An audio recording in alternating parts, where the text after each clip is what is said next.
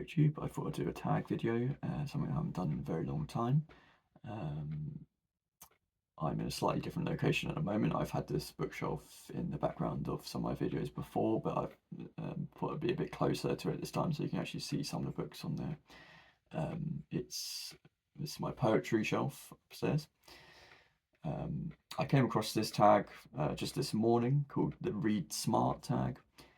I saw it on Steve Donahue's channel, and it was created by a booktuber called To Reader It May Concern. So I'll link to both of those videos in the description box. And I really like the tag. There's not a question here that I don't want to answer, which is quite rare for tags, I have to say. The first question is, what is your strategy to stay focused and engaged while reading? So I'm not big on social media. I'm not often on my phone. I don't have the Wi-Fi on my phone unless I'm actively looking for something or messaging someone on WhatsApp. But I don't have my phone pinging all the time or vibrating, people messaging. So I don't have that distraction. And I don't have any trouble staying focused or engaged while reading, to be honest. So I don't have a strategy to do that. I just love reading, so I just do it. I have times in the day where I do most of my reading, so predominantly first thing in the morning and in the evening and at night. So when I'm doing that, those are the only things that I'm doing. So I just do it. So I don't really have a strategy, but you know, if I'm reading a book which I'm not engaging with, or I'm struggling to engage with, then one of the things I might do is just put it aside for a little while and pick something else up instead and read that. If I'm reading a novel which I'm not enjoying, then well, one, I'll question whether I want to continue with that. Or two, I will just pick up whatever non-fiction I'm reading at the time, or a poetry collection or something, just to cleanse the palate a bit. But the second question is, how does your environment influence your focus? So sort of linked to the first question, and what can you do to optimize it? So this is something I do have a lot to say on.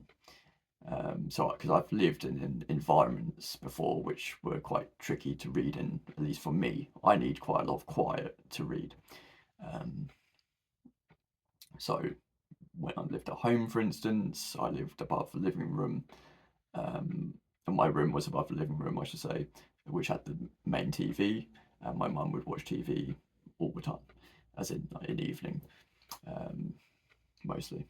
And I could hear it, even at a medium volume, I could hear the constant murmuring of the people talking on TV, and I through my bedroom floor, and I couldn't concentrate on what I was reading very well when that was on. I've lived at uni, for instance. I shared a wall with a housemate who would play computer games until 4 in the morning. That would keep me up at night, and that was hard environment to reading. I've lived next to a busy road briefly, at least busy by my standards, where every time a lorry passed, my bed shook, and you know, it was constant motorbikes, constant traffic, and I really struggled to function in that environment. In fact, the first thing I did when I moved in there was try to move out, which is what I did. But now, and for the past 3 years, I've lived in a small house, which isn't on a road. It's in a quiet village. I have never heard a peep out of my neighbour. And I live on my own, apart from a cat. So I have peace and quiet 100% of the time whenever I want it. So I can read whenever I want, essentially, time permitting.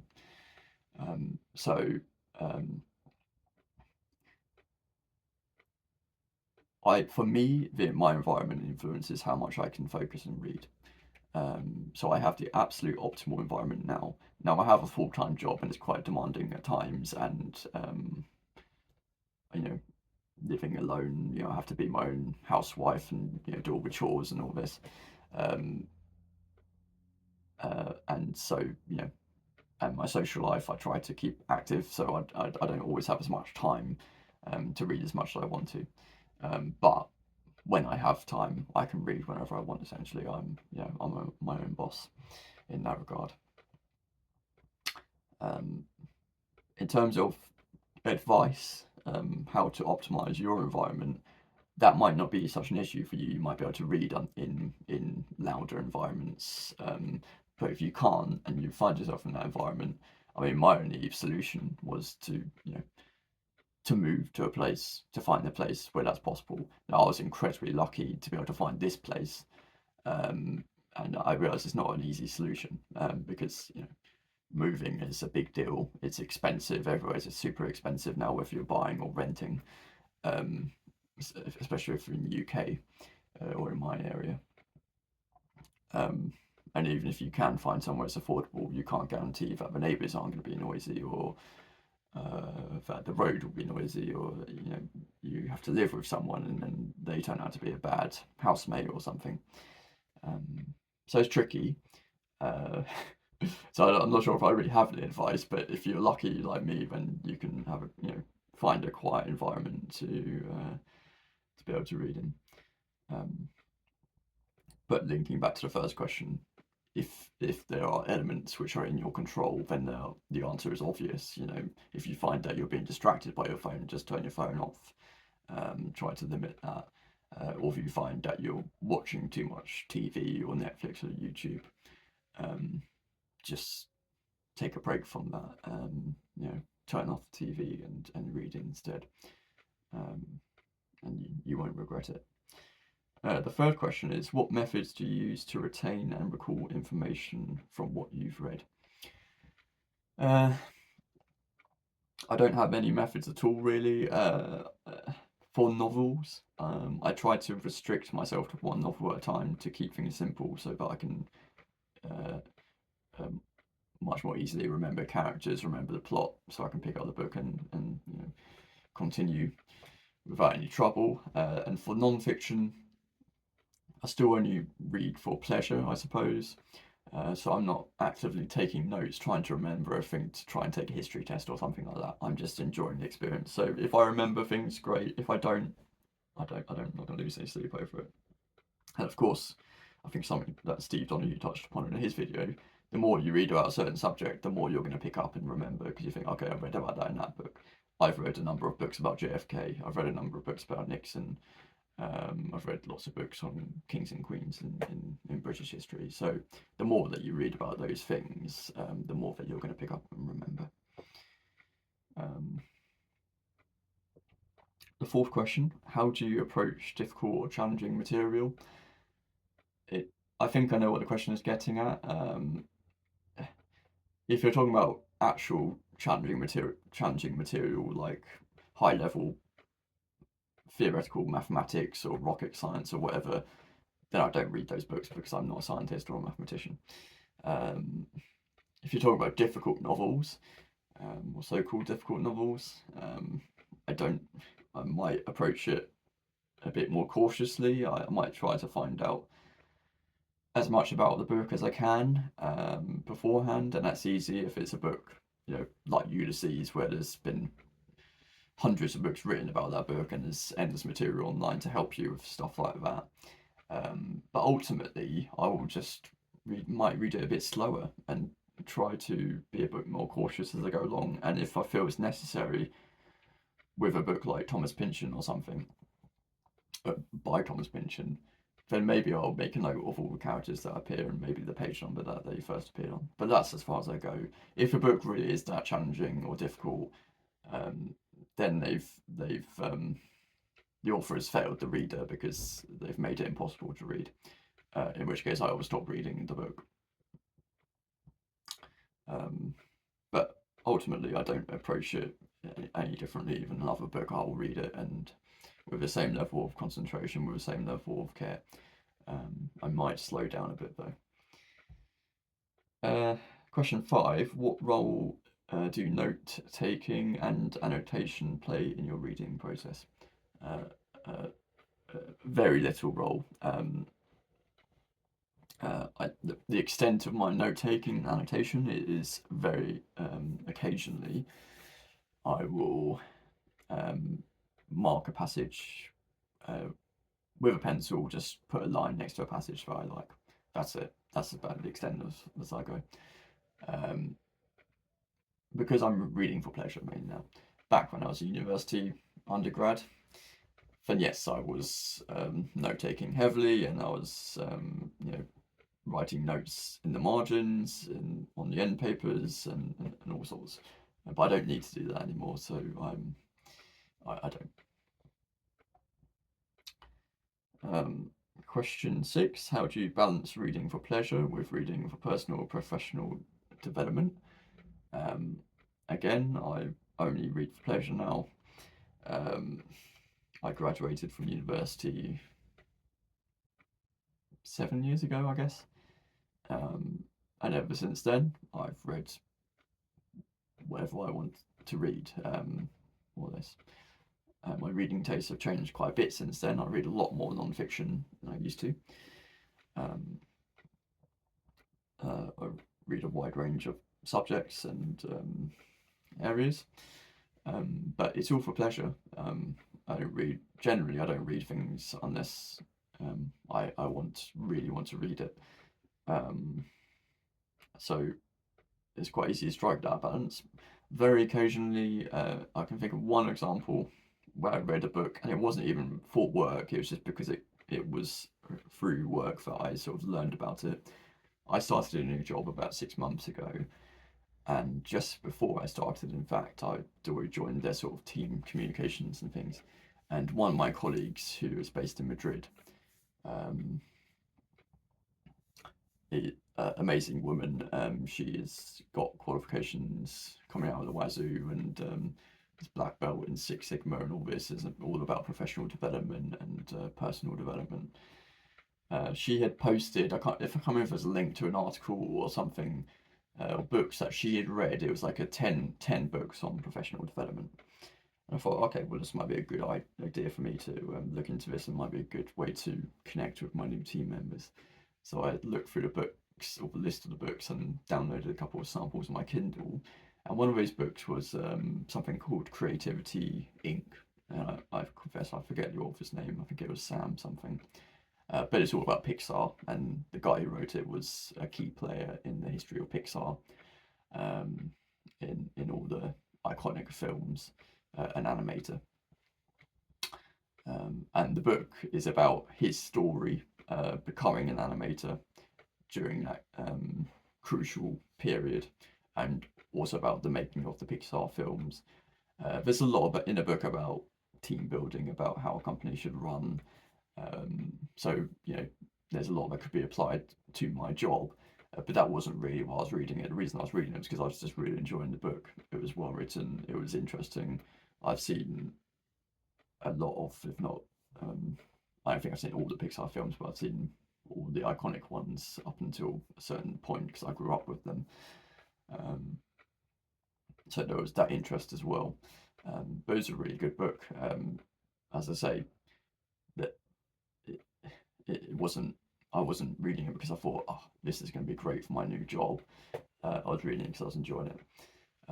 In terms of business books and self-help books, I read some of the samples of the other books on that same list, and I found them so insufferable that I couldn't get past the first page. I don't think I will ever have an interest in reading that kind of literature. Question 7: what is the importance of setting reading goals? I think it used to be important for me. I don't know if important is the right word, but I used to do it. Whether it be I want to read 200 books this year, I want to read this many pages a day. I don't do it anymore. I like to have a bit more flexibility. It can be rewarding, especially if you're starting out in your reading life, to reach these goals. And I think it is important if you are just getting into reading. If you where I was, say, 10 years ago, it might be beneficial for you to do that, so that you can say, okay, I need to read at least one classic a month, and one non-fiction about this subject or something, so that you can get that groundwork of having read all these key authors. But for now, I don't. I'm much more flexible. I've always had a sort of daily goal, I suppose you could call it, of about 100 pages. I like to read. I think if I can read at least 100 pages a day, then I'm quite happy. And that's definitely an achievable goal. It's only a couple hours of reading, depending on what it is. And the good thing about that goal is once you reach 100 pages, and I'm not necessarily even keeping track, you have a general idea of how much you've read. But I'm not sitting there thinking, oh, I started on page 73, so I have to get to a page 173. I just have, I think I'll get probably read about 100 pages.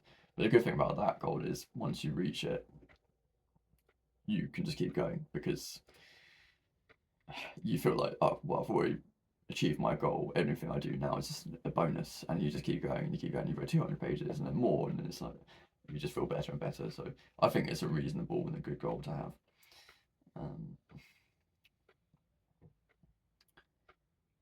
For the last question, what are some strategies for overcoming reading slumps or lack of motivation? I think, for a start, I don't think it's beneficial to label these things reading slumps, unless, if you're being really serious about it. I've been in this reading slump, I don't know how to get out of it, I'm struggling. I don't think you're doing yourself any favours. I think to call something reading slump just casually, fine. I haven't read much in the last week, fine. But if you're labelling it that and you think it's some serious medical condition, I'm in a reading slump and I don't know how to get out of it, you just need to snap out of it and pick up a book. It's not that hard. If you're in a reading slump, for want of a better term, or if you're feeling a lack of motivation, there are probably external issues going on that you need to address. Maybe you've got too much going on in your work life, your personal life, and that's fine. Sometimes there are times in life where you don't have enough time to read. And there's not much you can do about that, so you shouldn't have to worry. You shouldn't worry too much about it either. But if you find that, and certainly going back to some of the earlier questions, if you find that you're just not reading much and there's no reason for it, it's no excuse, it's just that you're on your phone all the time or you're watching too much YouTube, then the answer is simple. You just need to stop doing that stuff and pick up a book instead. It's not that hard. So I don't really have any strategies for overcoming that. I guess personally, maybe if I find I'm just not reading much, or I'm getting stuck with just a couple of books, it's taking me ages to get through, pick up something else, read something shorter or read something different, and 9 times out of 10 that will get me back into that sort of momentum of reading quickly, because you find something else to enjoy. And one of the great pleasures of reading is picking up a new book, because there's this untold mysteries. You have no idea. Well, you have some idea, but you don't know whether you're going to love it or whether you're going to hate it, especially if it's a new author. So it's just the excitement of starting a new novel is often enough, for me personally anyway, to regain that momentum. So that's the tag as a whole. So I hope you enjoyed watching it. I hope you like the tag. I like it. I forgot to make a note to myself to tag other people, so I'm not sure who else has done this. So if you're watching it, consider yourself tagged. That's a cop-out answer. If you don't make YouTube videos, let me know some of your answers in the comments below. And otherwise, I'll see you on the next reading update, probably. Thanks very much.